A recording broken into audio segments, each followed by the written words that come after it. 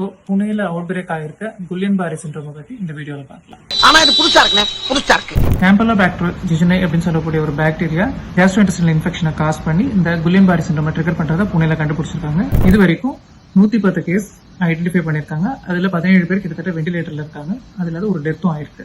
குல்லியன்-பாரே சிண்ட்ரோம்ன்றது ஒரு இன்ஃபெக்ஷனுக்கு அப்புறம் நம்ம உடம்புல ஆட்டோ ஆன்டிபாடிஸ், அதாவது நம்மளோட ஓன் நர்வ்ஸ்க்கு எதிராகவே ஆன்டிபாடிஸ் ப்ரொடியூஸ் பண்ணி அதை அஃபெக்ட் பண்ணும். என்னென்னலாம் சிம்டம்ஸ் இருக்கலாம்?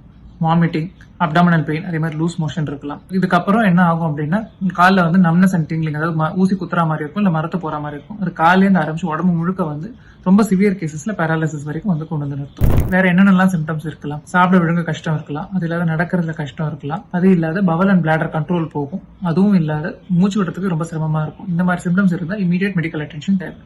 இந்த பாக்டீரியா எப்படி ஸ்ப்ரெட் ஆகும் அப்படின்னா அண்டர் குக்டு ஃபுட், அன்பேஸ்டரைஸ்ட் மில்க், அதே மாதிரி கண்டாமினேட்டட் வாட்டர். இதுக்கு என்னென்னலாம் ட்ரீட்மெண்ட் இருக்கு? ஒன்று ஐவி ஃப்ளூயிட்ஸ் கொடுப்பாங்க, அதே மாதிரி ஐவி இம்யூனோகுளோபுலின் கொடுப்பாங்க, ஸ்பீச் தெரப்பி, அந்த மாதிரி ட்ரீட்மெண்ட்லாம் சப்போர்ட்டிவ் மேனேஜ்மெண்ட் தான் மெயினான ட்ரீட்மெண்ட். இது எப்படி ப்ரிவென்ட் பண்றது? ஸோ வெளியில சாப்பிட்றத அவாய்ட் பண்ணணும். அது இல்லாத நல்லா கொதிக்க வச்சு ஆற வச்ச தண்ணியை குடிக்கணும். அதே மாதிரி குக்டு ஃபுட் நல்லா குக் பண்ணி சாப்பிடணும். அண்டர் குக் ஃபுட்டை எடுக்கக்கூடாது. அதே மாதிரி பாலை நல்லா பேஸ்டரைஸ்டு மில்க் எடுக்கணும், இல்லை நல்லா கொதிக்க வச்ச பாலை எடுத்துக்கணும். ஸ்ரீ நாலேஜபிள். தேங்க்யூ.